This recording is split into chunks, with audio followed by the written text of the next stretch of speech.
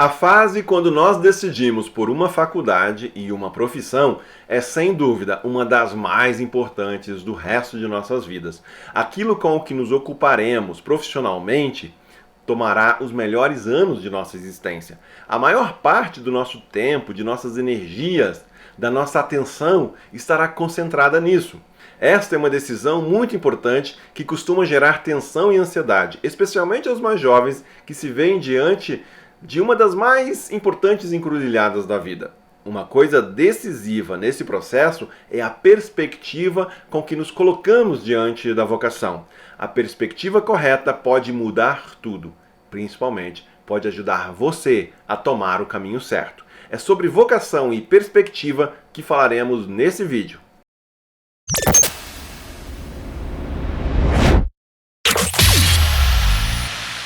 Eu quero começar com um alerta. Não, nosso trabalho não é ou não deveria ser aquilo que nos define. Você não é o que você faz. Nós precisamos entender isso muito bem. Isso tem tudo a ver com a perspectiva de que vamos falar aqui. A nossa identidade, acima de qualquer outra coisa, precisa estar fundamentada em Deus, no amor de Jesus Cristo por nós. Com isso, saberemos que uma nota baixa, uma reprovação num vestibular ou num concurso, um currículo que não foi aceito, uma promoção que não veio, nada disso tem a ver com o valor que nós possuímos enquanto seres humanos. Essas experiências negativas, os nãos que a vida nos dá, não representam uma reprovação ou uma diminuição em nossa dignidade, em nosso valor humano. Por isso, a pergunta pela vocação não é só uma pergunta pelo que eu quero fazer. Não sei o quanto ainda é comum as pessoas fazerem esse tipo de pergunta para as crianças, mas certamente vocês conhecem essa questão. O que você quer ser quando crescer? Se prestarmos atenção, a pergunta não é pelo que a criança quer fazer quando crescer, mas pelo que quer ser. No entanto, a motivação por trás da pergunta e a maneira com que a escutamos é sempre como se o que realmente estivesse em jogo é o fazer. O trabalho, a profissão, a carreira. Isso acontece porque é assim mesmo. A pessoa quer saber da profissão, do trabalho que a criança deseja para a sua vida adulta. Com isso, aprendemos que você é o que você faz. Tanto que sempre que alguém se apresenta, qual é a primeira coisa que costuma dizer? O nome, certo? E depois do nome, aquilo que fazemos, a nossa profissão. Meio que como você fosse o seu currículo. Já houve um tempo em que o sobrenome da pessoa dizia muito a respeito dela. Origem, família. Hoje, o sobrenome é aquilo que fazemos. Para a gente demonstrar o engano disso, o erro disso, basta pensar nas pessoas que nos amam. Pensa aí em pessoas que te amam, esposa, pai, mãe, filhos, amigos. Para essas pessoas, o currículo não importa tanto. Diante de Deus também é assim. Deus não pede o teu currículo. Jesus não perguntou pelo currículo daquelas pessoas que ele chamou para serem seus discípulos. Quando estivermos seguros disso, também estaremos mais livres para perseguir e descobrir as coisas com as quais queremos nos ocupar na vida. Quando você me escuta falar sobre vocação, como é que se encontra? Talvez como alguém que sabe bem o que quer. Ou alguém aí entre aqueles que estão em dúvida sobre um caminho ou outro. Ou será como alguém que não faz a mínima ideia para onde seguir, que curso fazer. Tem aqueles que lá atrás fizeram uma escolha e achavam que era mesmo isso que queriam, mas hoje já não tem mais tanta certeza. Como você se sente nessa realidade? Você se sente desconfortável, ansioso, culpado talvez? Deixa eu dizer uma coisa para você.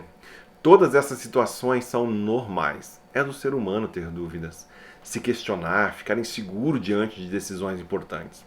Escolher sobre a carreira, profissão, trabalho, é algo muito sério, muito importante sim.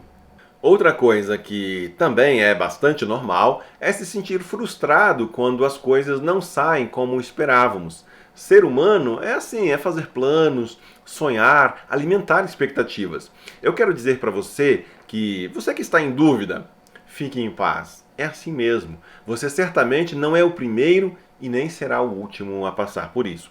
Compreender essa questão da vocação é algo que mexe com as nossas perspectivas. Vou contar uma pequena história aqui que talvez você até já tenha escutado alguma vez. Certo dia, passava um homem pela frente aí de um grande canteiro de obras, cheio de andaimes, ferragens, madeira, e ele ficou curioso, queria saber o que estaria sendo construído ali. Ele notou que logo ali adiante, ali perto da calçada, havia um operário, trabalhando calmamente com a sua enxada, misturando areia, cimento. E o homem então perguntou: "O que você está fazendo?" E ele, distraído ali, respondeu: "Estou preparando a argamassa."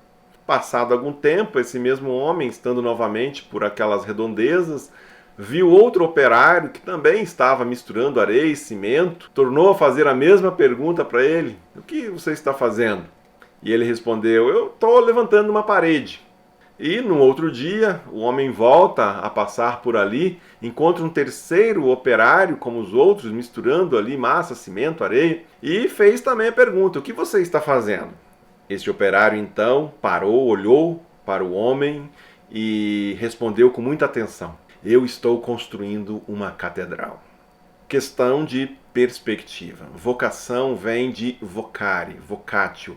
Tem origem em dois termos do latim, vox care. A palavra vocação, portanto, significa voz que chama. Trata-se de um chamado. E se é assim, o natural seria perguntarmos: que voz é essa que nos está chamando? De quem é essa voz? Por que existe esse chamado? De onde ele vem? O meu versículo bíblico favorito para começar a falar sobre vocação é Gênesis 2,15. O Senhor Deus colocou o ser humano no jardim do Éden para cuidar dele e cultivá-lo. Por que esse versículo é tão importante? Porque ele responde, em algum sentido, o fato de sermos animais fazedores de cultura. Responde a partir daquilo que Deus nos criou para sermos, porque nós queremos fazer coisas. Não é opcional, nós somos assim. Fazer coisas não é um mero capricho opcional da nossa concepção enquanto seres humanos. Não, nós simplesmente fomos criados por Deus assim. Pessoas que querem se envolver com aquilo que temos à nossa disposição. Queremos fazer, modelar, modificar, criar, inventar, enfim. Nós somos animais racionais, criativos, desenvolvedores da cultura. Esse ímpeto, esse desejo por realizar, por se envolver, por ser bom em alguma coisa, é do ser humano. Deus nos fez assim. Você já parou para pensar que coisa fantástica está acontecendo agora, nesse exato momento? Eu estou gravando esse vídeo aqui em Nova Petrópolis, na minha sala. Você está aí em outro lugar, outra cidade, outro estado, quem sabe até outro país. O tempo e a distância são vencidos pela tecnologia desenvolvida por seres humanos. As tecnologias, as invenções, as estradas, os meios, tudo é desenvolvimento humano. As pessoas fizeram. E fizeram porque Deus nos criou assim, capazes de fazer essas coisas. Seres que inventam, criam, se adaptam, modelam, modificam. Nós podemos interferir na realidade das coisas, podemos criar, modificar. Sensacional. E você, qual é o legado que pretende deixar? Qual é a interferência que causará nessa realidade à tua volta? Em que você quer colocar a mão? Onde quer investir o seu cérebro? O que você deseja criar? Qual é a obra que vai assinar? Vejam, nada disso que eu estou dizendo é por mera vaidade. Não. Lembre, o chamado não é para você se realizar. A tua realização está em Deus. Isso já está resolvido. Se formos focar nisso, vamos errar o alvo. A pessoa que criou a internet, a pessoa que desenvolveu o Google, a pessoa que criou o Android, a pessoa que inventou a telefonia, aqueles que criaram as câmeras e que desenvolveram o smartphone, enfim, pense em todas as pessoas envolvidas em tudo que foi criado para permitir que nós tenhamos tudo aquilo que temos à nossa disposição hoje. Essas pessoas, elas nos abençoaram com o seu trabalho. Alguém pode trabalhar num laticínio sem a consciência de que está colaborando para levar alimento a milhares de pessoas todos os dias. Mas, na realidade, é isso que está acontecendo. Alguém pode trabalhar numa fábrica de colchões sem pensar que está abençoando milhares de pessoas que poderão descansar melhor, ter noites mais confortáveis. Porém, é isso que ela está ajudando a proporcionar. Eu estou no sótão da minha casa agora, onde eu montei o meu escritório. Absolutamente tudo que eu estou tocando agora e tudo que os meus olhos conseguem ver é fruto de obra humana. Tudo: roupas, calçado, madeira, mesa, computador, telhado, livros, estante, lâmpadas, canetas, celular. Tudo isso é fruto de mãos, de tempo, de cabeças, de dedicação, de empenho, de estudos. Você consegue perceber o quanto isso é fantástico? O chamado do ser humano sempre foi esse: criar, inventar, desenvolver a cultura. Quem nos chama a tudo isso é Deus. Agora tem um detalhe: a pessoa que construiu essa casa, a casa onde você está, provavelmente não entende nada de ciências da computação.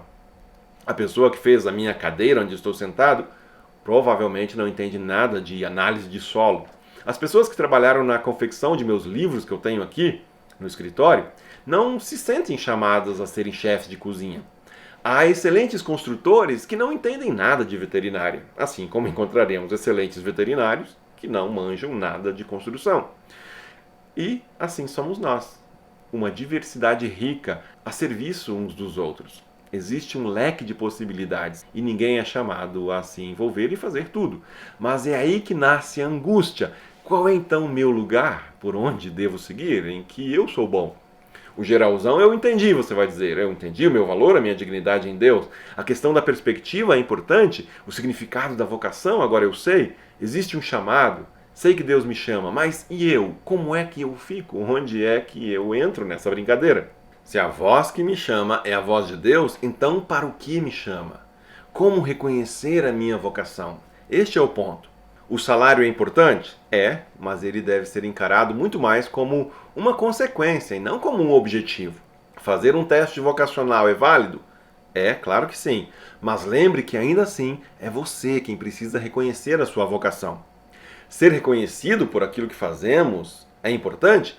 Claro que sim. Porém, alguém pode ser elogiado, premiado, receber tapinhas nas costas e ainda assim estar infeliz naquilo que faz.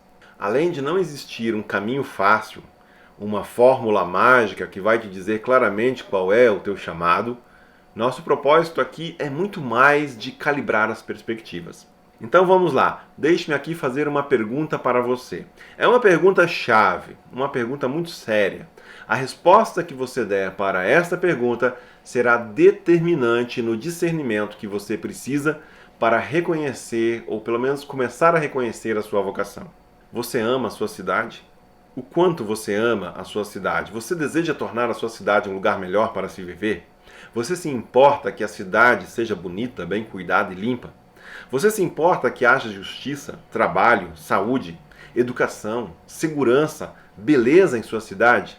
Por que essas perguntas são importantes? Porque elas ajudam a mostrar se a nossa perspectiva está correta ou não. Recuperar um senso de vocação significa integrar o que fazemos dentro da perspectiva de que nós vivemos para Deus. O que Deus quer não é apenas abençoar você. Ele não deseja apenas atender você. Deus não quer apenas salvar você. Deus não morreu na cruz em Jesus apenas por você. Ah, mas eu nem sou dessa cidade, alguém vai dizer. Ah, eu nem pretendo ficar nessa cidade. Eu vou embora assim que tiver chance. Não importa. É aí que você está agora. Quando nós olhamos para a história de como Deus chamou e constituiu o povo de Israel, tem duas coisas muito importantes aí para que nós falemos de vocação. Aquelas pessoas, elas não foram chamadas apenas para serem privilegiadas por Deus. O seu privilégio de serem chamadas e abençoadas constituía um propósito maior, ser bênção para os outros. Outra questão é a identificação com o lugar. Ao mesmo tempo que eram peregrinos, eles tinham no horizonte a terra prometida. Eu quero destacar um aspecto importante da vontade de Deus para com este mundo, com a terra, com as cidades. Teve um período da vida do povo de Israel, tudo parecia estar dando em nada, tudo errado. Povo rebelde, desobediente, idólatra. Impérios ímpios se levantavam, Israel e Judá caíram. Foram dominados. O povo de Deus acabou no exílio. Estavam sob o domínio da Babilônia. Lá, distantes de tudo, ansiavam pelo retorno, sentiam saudades do templo, de casa, de sua pátria. E vejam só o que Deus tem a dizer para eles. Veja qual é a mensagem para este povo dominado, vivendo como estrangeiros. Assim diz o Senhor dos Exércitos, o Deus de Israel, a todos os exilados que deportei de Jerusalém para a Babilônia. Construam casas e habitem nelas.